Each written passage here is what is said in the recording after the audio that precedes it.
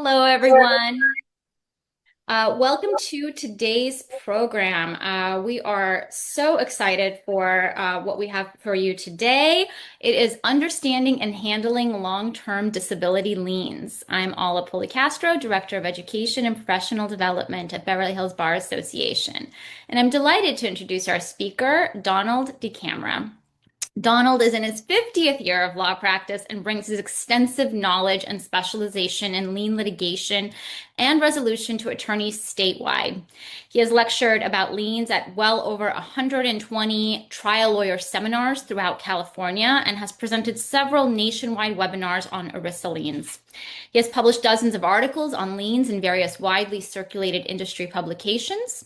And notably, he was lead counsel for the 8 defendants in the case of Carpenters Health versus Vonderhaar, which established that the defendants prevailing in litigation with their ERISA plans are equally as entitled as plaintiffs to the strong special circumstances presumptions in favor of an award of attorney's fees. We're so excited to hear everything he has to share with us today, so I am now going to hand it over to him.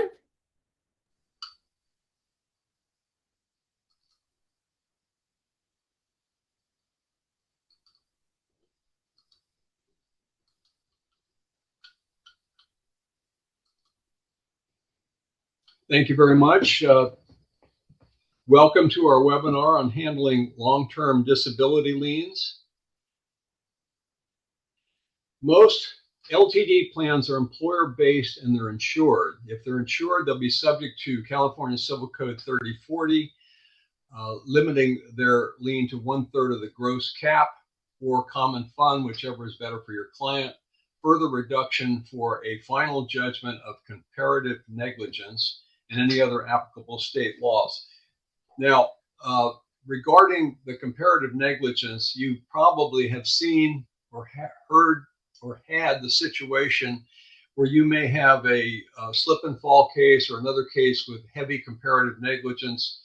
Let's say you settled that for 50% of total value because you agreed that your client was 50% at fault.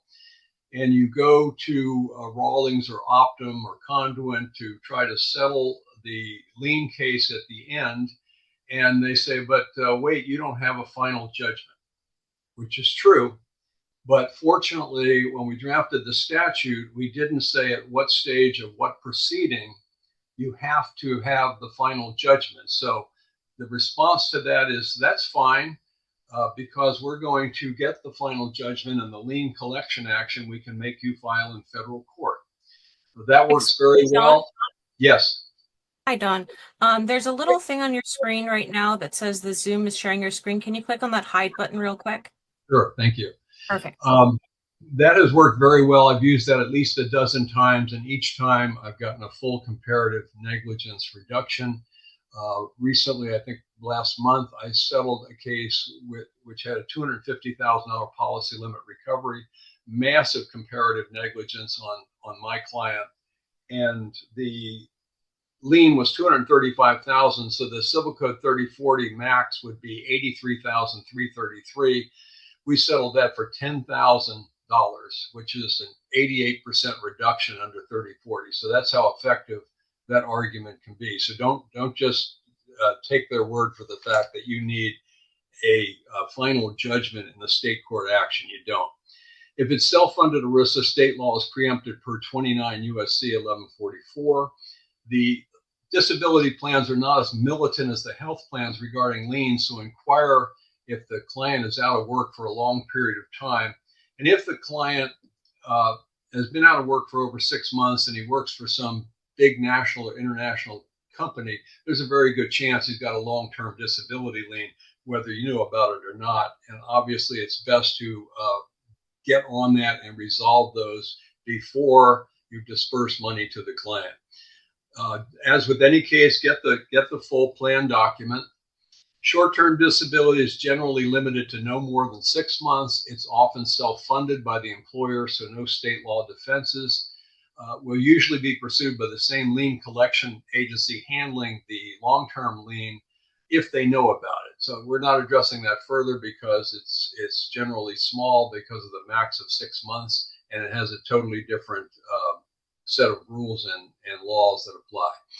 Two major defenses that we're going to be talking about is the other income provision and the make whole defense were not waived in the subrogation reimbursement provision. Most plans reduce benefits based on other income. Other income is defined in the plan. It's normally defined as things like workers' comp, no fault, group insurance, Social Security disability, unemployment, government benefits, railroad retirement, Jones Act, maintenance and cure, that sort of thing. In the MetLife policy that we'll be talking about, it listed 16 different types of other income without reference to a personal injury claim.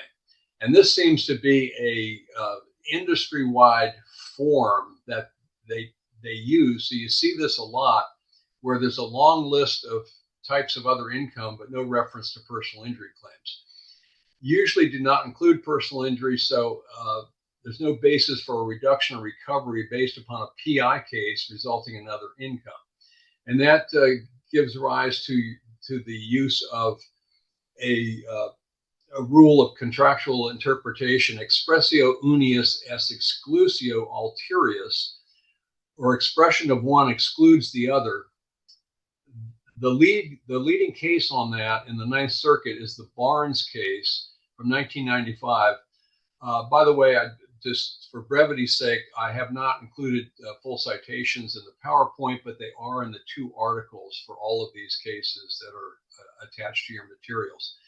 So this argument is especially true when you have lists, because obviously if you're going to list 16 different types of other income and you don't list personal injury, it appears obvious that the plan did not intend to reach personal injury. So use that to your advantage. Other income provisions will also normally have a recovery of other income benefits, but that's not applicable if PI is not included in the other income. Compared to any reimbursement provision in the plan, may cross-reference other income provision, and if it does that, then again, you have the argument that the reimbursement provision also doesn't reach personal injury recoveries. Turning to reimbursement provisions, you often have some form of that, but sometimes they just rely on the recovery of other income provision. Often they will not waive the make whole rule. Apparently, they're relying on the right to offset other income from future disability benefits to control their losses. These plans are frequently poorly drafted. Some LTD policies don't have a table of contents, and some don't even have page numbers in them. So it makes it kind of hard to take notes about them. ERISA preemption is important for 2 reasons. That's in 29 U.S.C. 1144. It's a very broad preemption provision. All ERISA litigation has to take place in federal court. But fortunately, it saves to the states the power to regulate insurance. This likely dates back to the McCarran-Ferguson Act in 1945, where the Congress decided that they really didn't want to get involved in trying to regulate and control the insurance markets in all 48 states. In U.S. Airways versus McCutcheon, the Supreme Court came very close to eliminating the make whole defense in self-funded plans, but the make whole rule survives for insured plans where it's not expressly waived. What constitutes state regulation of insurance? The make whole rule is created by case law, so it's not an insurance statute or an insurance regulation. Does insurance case law control? Again, the answer is yes, per the Unum versus Ward Supreme Court case from 1999, which addressed the California notice prejudice rule. There, the court held that a rule created by case law is binding on insured plans if 1, it's directed to entities in the insurance industry, and 2, it affects the risk pooling arrangement. Fortunately, the make whole rule meets both of those criteria, so we're in good shape there. So California case law regarding the make whole is protected from preemption, and for that reason and that reason alone, the Supreme Court can't take it away from us, at least in an intellectually honest way. California make whole rule, the leading cases are Sapiano from 94, Progressive West in 05, and Samora versus Kaiser in 93. The rule only applies when the make whole rule is not expressly waived or the provision states that the plan gets paid in full even if the plaintiff is not fully compensated.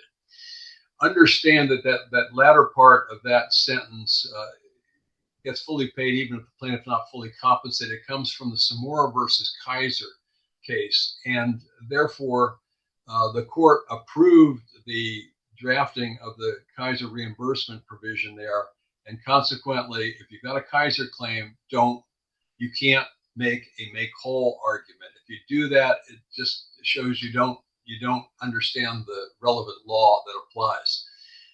Another interesting thing about Samora versus Kaiser is Mr. Samora was trying to show that the Kaiser reimbursement provision was substantively unconscionable, and Kaiser was desperate to avoid that, so they actually called their claims manager and talked about all the wonderful times when they could waive a lien claim or reduce a lien claim, and they even gave examples. And they said, in this case, even though it wasn't a catastrophic injury, because the lien was larger than Samora's lost income, they waived it according to their normal procedure. So that sworn testimony by the Kaiser claims manager got into the published appellate court case, Samora versus Kaiser in '93. So I use that all the time to say, okay, my client's lost income is greater than your lien, so you have to waive according to your normal procedure, or explain how and why that changed, and it just drives them nuts. It also can be used to show that they've opened the door to prior examples of settlements. So for instance, I've been averaging paying less than 23% of the lowest 30/40 calculation to Kaiser in the last 13 cases I've settled with them. So I use that all the time. So if you start doing this, keep track of your good results and throw it back in their face. The Ninth Circuit Barnes case from '94 adopts the make whole rule as the default rule in ERISA cases where it's not expressly waived. And that leads us to Aetna versus Cianciulli, Central District of California case in 2025.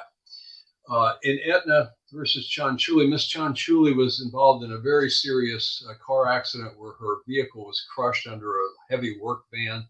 She had a significant head and brain injury.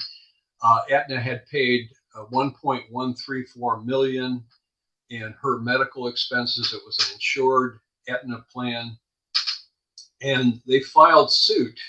They actually filed suit on this in LA federal court, and I was in the process of drafting my 12B6 motion to dismiss, and I knew there was no case in the Ninth Circuit since 2006, Providence versus Bush. But I thought that when I went to a nationwide search, I'd find at least a handful of cases with successful assertions of the make whole rule after US Airways in 2013, and there wasn't a single one. So Aetna versus Cianciulli wound up being the first. The Aetna plan said that they provided that they paid back everything they had paid, and the insured must hold the money in trust and pay them before anyone else.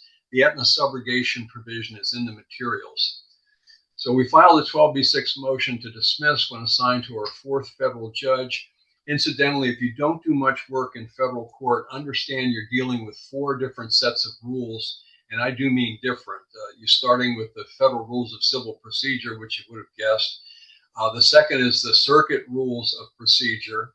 The third is the District Court Rules of Procedure. And at that point, you might think, okay, I familiarized myself with all of these rules.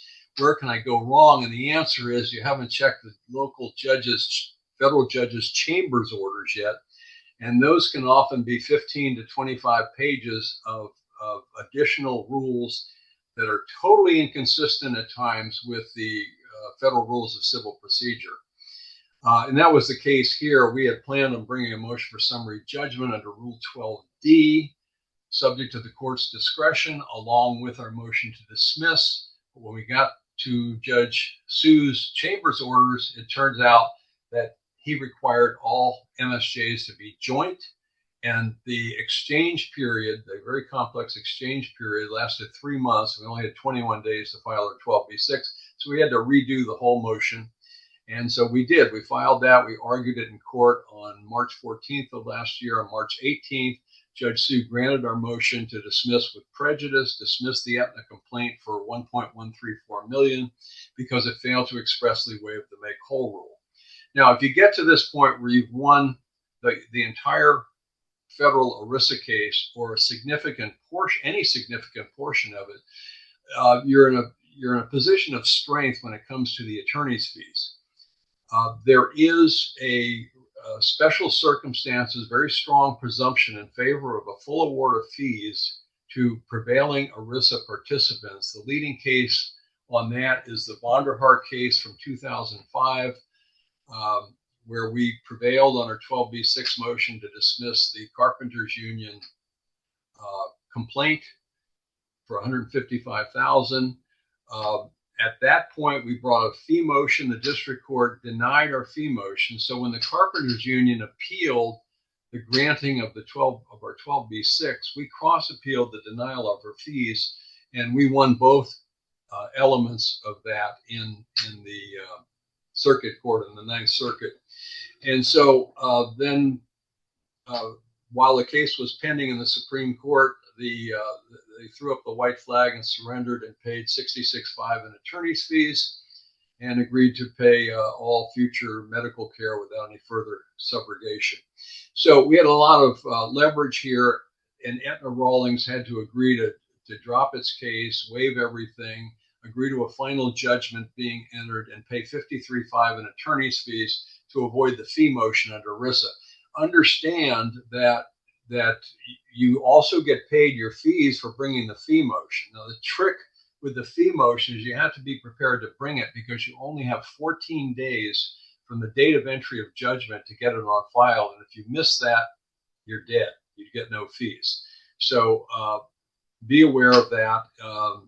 And this, unbeknownst to the Aetna attorney, I had four total cases with Aetna in the same subrogation provision with two different Aetna subs. And that led to 5 waivers of liens totaling $3.3 million in the 4 cases with two different Aetna subs. It's not a disability case, but it shows that the make whole rule is alive and well after US Air. This should make the carriers think twice before filing suit in a case where they don't have a clear waiver of the make whole rule. See the article in the materials about the make whole rule and the Cianciulli case. There is only one disability case applying the make whole rule as a complete defense, and that's Milam versus American Electric Power, Southern District, Ohio, 2012. So you want to be citing that anytime you're making a make whole argument against a disability plan. Now, exemplar letter, see a redacted exemplar letter to guardian disability resulting in a waiver of the long-term disability lien. And then, as noted in 2025, as part of the 5 liens waived after Cianciulli, guardian disability waived another $134,000 lien that did not waive the make whole rule. So unless it's a well-drafted self-funded plan with a clear reimbursement provision waiving make whole, push hard on these, and you can often get a waiver or a substantial reduction. Now, here's a practical example of a large disability lien. This case involved a high-paid executive of an international company who was sent by her employer on a 3-year work assignment to Switzerland. While she was there, she was cut off by an 84-year-old driver who turned directly in front of her. She was thrown over the front of the car, landed on her spine, broke that, and was rendered paraplegic. Now, Swiss law provides $100 million of coverage for every car accident in the country, which sounds very generous, but it severely limits compensation. They have no compensation allowable for pain and suffering or emotional distress. The closest thing they have is a category of damages called moral harm. And the damages for moral harm in paraplegic cases in Switzerland is limited by case law to $50,000. Swiss law also follows the double damages rule. The collateral source benefits are assigned to the payer, and the plaintiff cannot sue for those in her lawsuit. MetLife provided the disability plan through the employer, which paid $165,000 a year for total disability. The MetLife was an insured ERISA plan like most of them. The MetLife other income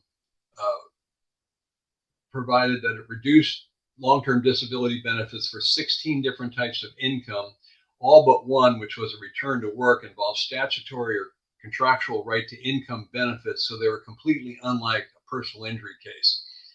No reference to PI. The plan had a subrogation provision that clearly waived the make whole doctrine, but referred back to two of the other income types, thereby giving us an argument that it did not apply to personal injury. The subro provision limited the ML claim to recovery of the same loss of income for which ML had paid benefits. Since the Swiss law automatically assigned all insurer claims back to the insurer which paid them per the double damages rule, that precluded the recovery of the same loss of income for which ML had paid. So we had a number of complete defenses here. MetLife hired Optum to assert the lien for $714,000, growing at $13,700 a month, which would be $2.2 million through the end date of the policy at client's age 67. At the time the lien was asserted, $2.2 million was more than the total amount being offered in the Swiss PI case, so it was totally blocking resolution of the PI. Optum asserted the lien against our client and also the Swiss insurer. The Swiss insurer ignored all of Optum's contacts. So our first thing that we did once we got the complaint from Optum is send a demand to Optum's general counsel's office, which argued the MetLife other income does not include PI. The subrogation provision does not reach PI because it refers back to the 16 types of other income. Swiss law precludes the victim's recovery of collateral source benefits, so it's not possible to get the same loss of income for which MetLife paid. We also had a total defense under ERISA because the plaintiff was prohibited by Swiss law from acquiring title. And if you look at the Supreme Court decision in Sereboff in 2006, which was the first Supreme Court case allowing ERISA plans to recover, it went back to the 1914 Barnes Supreme Court case, a decision by Oliver Wendell Holmes, for citing the familiar rule of equity that a promise to convey an object to be acquired in the future will make the promisor a trustee as soon as he gets a title to the thing. So we also had a complete ERISA defense. Optum's response is they agreed with us. They tried to get us to let the plaintiff's Swiss attorney represent their interests. We declined due to the conflict. The very next day, MetLife terminated Optum. So that told me that the general counsel's office shared the same opinion he shared with me. So we concluded that probably got into the claims file. So then we started demanding waivers from MetLife, began sending detailed demands for the waiver to the MetLife adjuster. Every time I sent an email letter to the adjuster, I would get an automatic response back that said, deleted without being read on such and such a date. Then 4 to 6 weeks after my email communication, these were long demands, I would get a 1 or 2 liner saying, we continue to assert our lien for any medical expenses for the same loss of income that we already paid. Finally, they just totally ignored claims communication. At that point, I wrote a detailed demand to the president of MetLife listing all the reasons they could not recover from the plaintiff. 2 weeks later, I got a very professional response from MetLife apologizing for ignoring claims communications, waiving all claims now or in the future against the plaintiff, and that's $2.2 million through the end of the policy.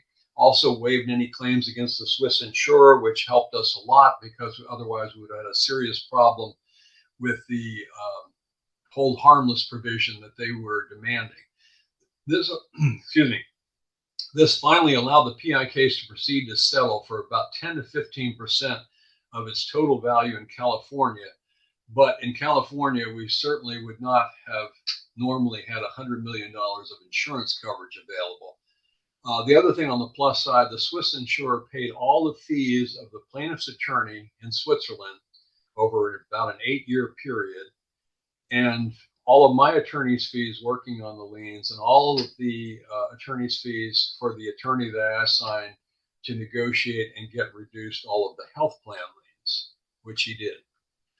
So the materials provided, a lot of times the materials can be more use than just listening to me ramble on for 25 or 30 minutes. You've got this PowerPoint, the article from the Advocate last month regarding LTD liens and talking about the case we just discussed, the MetLife case.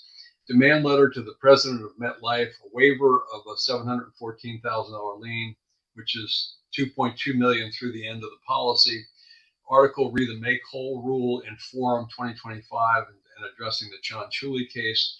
The Aetna subrogation provision from the Cianciulli case, in case you get another a case with any Aetna case that uses the same subrogation provision. I believe they're collaterally estopped. I prepared a memo of law about collateral estoppel. I believe the final judgment in Cianciulli binds every Aetna entity that uses that same subrogation provision, just like it's res judicata. Demand letter to Rawlings re the Guardian LTD lien, remake whole, and the waiver. So now we go to questions if I can figure out exactly how to do that.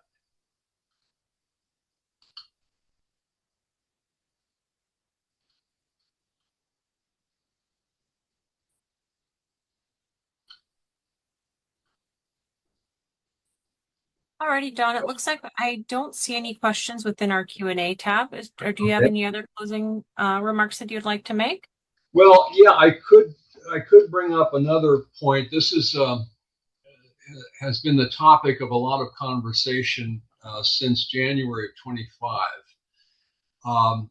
Effective January 1st, 2025, Kaiser, which is the second largest health insurer in California and much of the West Coast, began for the first time attempting to reach UM/UIM with its reimbursement provision. They never had done that before, and from past experience, about 20 years ago, I knew that the reason for that was a section in the insurance code, section 10270.98, which provides that a group disability plan cannot reduce benefits based on individual coverage. And of course, most Kaiser plans are group plans, and UM/UIM is always or virtually always individual coverage.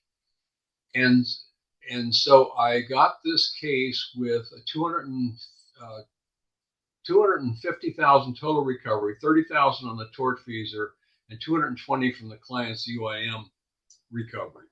Both policy limits were tendered and paid. Then Kaiser asserts its lien. I'm telling them they don't have a lien on anything but the $30,000 recovery from the tortfeasor and all the reasons for it. They continued to demand their maximum under 3040, which was about 73,000. And we continued to say we're not paying a dime outside of the tortfeasor $30,000 coverage. Then in doing research, I learned that Health and Safety Code, I think it's 1374.21, provides that a group plan has to give between 60 to 120 days prior notice of any change to coverage. From talking to other clients and other attorneys in the state, it is my understanding and belief that the motive for this change came from Rawlings, now Machinify, and that they had not given the statutory notice. So I had demanded 4 documents, including the notices of changes to coverage and premiums. They also have to notify about changes of premiums.